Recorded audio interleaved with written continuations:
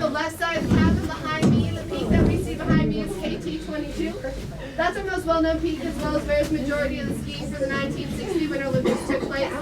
Everything except for the men's downhill as well as the cross-country ski was off of KT-22.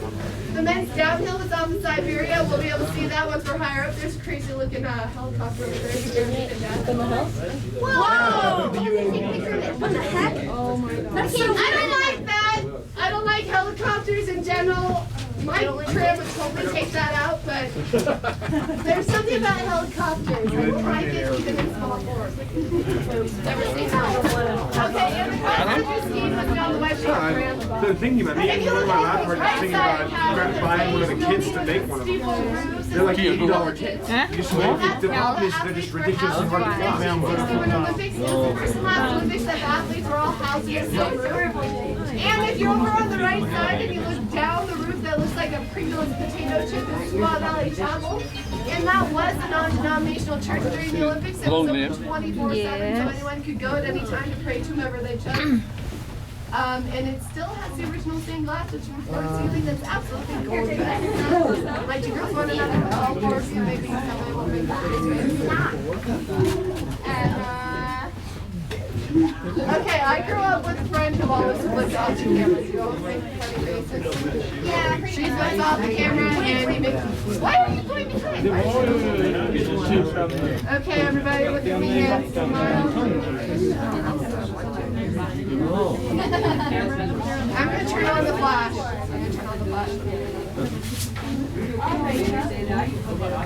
Okay.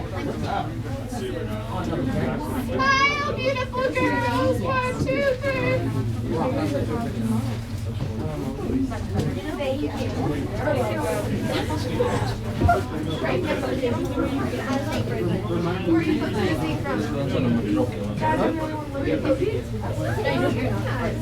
Wait, are you all the way up to the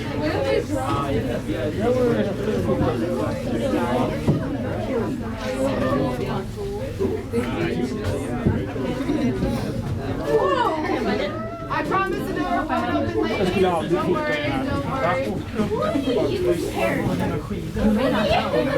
So you guys, if you've never been here in the wintertime when we're full-blown open for skiing, it's absolutely magical how much it changes from what it looks like now to what it looks like in March when we're skiing everything that you see.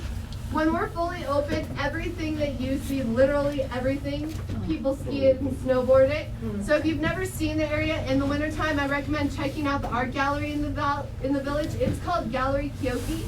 And we'll have a swing as we pass Tower 1. But Kyoki is a local photographer who specializes in sports photography, and in his gallery he has some gorgeous photographs of our snow-covered mountains and our local skiers and snowboarders ripping it up. And when you're walking through the village, going past Fireside and Costa, to the left the village opens up to go to the parking lot. If you hang a left right there, and then an immediate right following the border of the village, that's where you'll find Kyoki's gallery. And as well as his photography, there's a glass door that makes these huge glass vases, as well as a jeweler from Southern California, Judy Clement, who makes these really beautiful one-of-a-kind necklaces and cool earrings as well.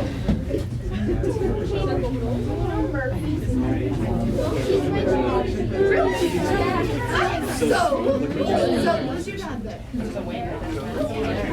My dad's out there. So the Promise Valley?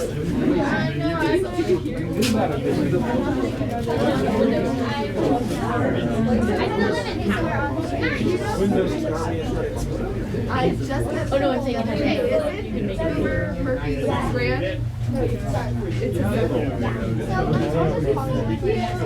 So congratulations on the family line.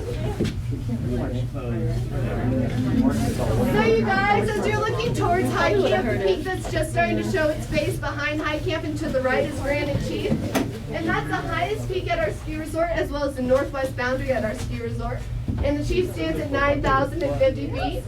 And then if you look back behind us in our direction of travel, where the ridgeline makes a V, right behind that is where you'll see Lake Tahoe starting to peak out. And when you're looking at the lake and you look at the ridge to the far right in the distance, that's actually Heavenly Valley Ski Resort, so that's the direct south shore of the lake. And then when you're looking at my cable lines and you look to the ridge to the left that has the white lines in it, That's actually the backside of North Star Ski Resort. So when you go to that hillside, you're in Kings Beach, which is direct north shore of the lake. Also where I went to elementary school, you guys. We're gonna have one more swing as we pass Tower 2.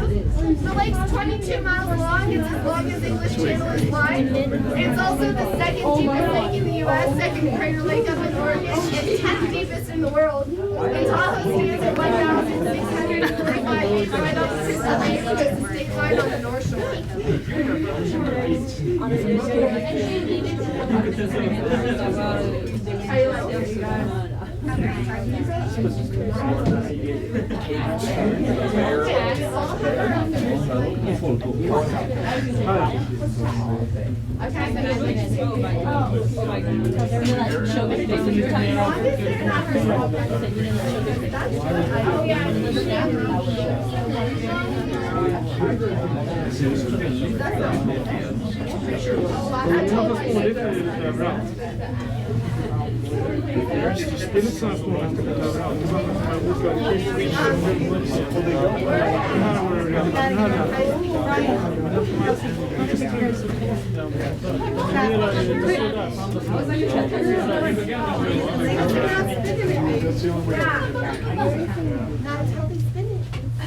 Okay, you guys, at this point in time, I'd like to welcome you to High Camp. We're at elevation 8,200 feet. They give you a rundown on what's going on up here today. The hallway below where the tram docks is